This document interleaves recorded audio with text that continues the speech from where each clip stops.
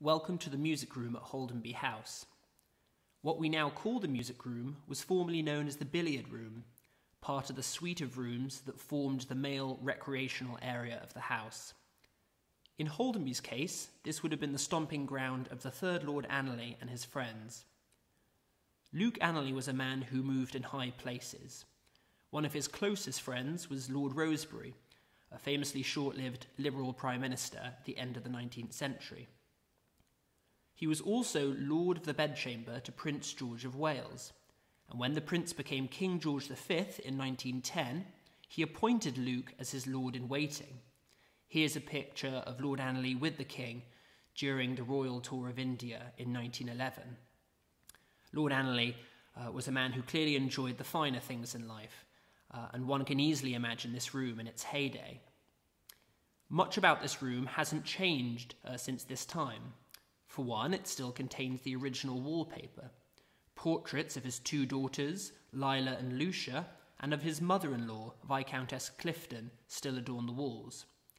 Notable, however, is the absence of a billiard table, and the presence, instead, of a rather dazzling array of musical instruments. Most of the pianos are from Frank Holland's Musical Museum, while most of the exotic instruments have been collected by Dad over the course of his travels.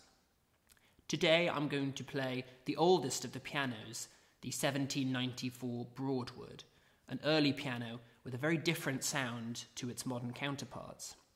Indeed, this is a very similar instrument to the Broadwood gifted to Beethoven, who famously mangled it as he became more and more frustrated with his deafness.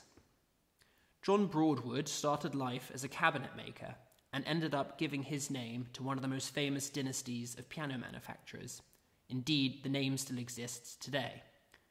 To suit the instrument, I'm going to play an adagio composed by Mozart in 1788.